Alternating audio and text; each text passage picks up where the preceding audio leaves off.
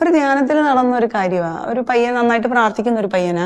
അപ്പൊ അവന് ആദ്യത്തെ 2 ദിവസമൊക്കെ നന്നായിട്ട് പ്രാർത്ഥിച്ചു. നമുക്കറിയാലോ, ധ്യാനത്തിന്റെ ആദ്യ ദിവസമൊക്കെ നമ്മള് പാപത്തിന്റെ ക്ലാസ്സും അതെല്ലാം കഴിഞ്ഞ് കുമ്പസാരമൊക്കെ കഴിഞ്ഞ് ഭയങ്കര തീക്ഷ്ണമായിട്ട് ഇന്നർ ഹീലിംഗിന്റെ ഒക്കെ കഴിഞ്ഞ് അങ്ങനെ 3ാമത്തെ ദിവസം പരിശുദ്ധാത്മാനെ സ്വീകരിക്കേണ്ട ആ ഒരു സമയത്തിനൊക്കെ മുമ്പായിട്ടൊക്കെ ഉള്ള ഒരു ദിവസം. പക്ഷെ അന്ന് കാലത്ത് തൊട്ടിട്ട് ഇവൻ പ്രാർത്ഥിക്കാനിരിക്കുമ്പോൾ ഇവൻ ഒട്ടും പ്രാർത്ഥിക്കാൻ പറ്റുന്നില്ല. ഭയങ്കര അസ്വസ്ഥത, ഒട്ടും ആ പഴയ പോലെ പ്രാർത്ഥിക്കാൻ പറ്റുന്നില്ല.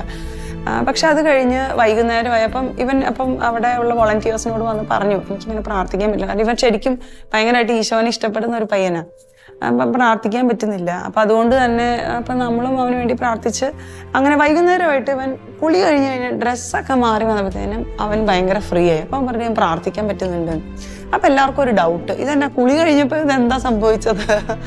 അപ്പം അങ്ങനെ അന്വേഷിച്ചപ്പോഴാണ് അറിയാൻ പറ്റും. അപ്പം അവന് ഇട്ട ഡ്രസ്സൊന്നും നോക്കാനായിട്ട് അവിടുത്തെ ഒരു പ്രാർത്ഥിക്കുന്ന ചേട്ടന് തോന്നി. ആ ഡ്രസ്സിൽ നോക്കുമ്പോൾ നമ്മളിങ്ങനെ ഷർട്ട്സിൻ്റെ ഒക്കെ ബ്രാൻഡിൻ്റെ ഒരു ലേബിളൊക്കെ കാണുകയല്ലേ.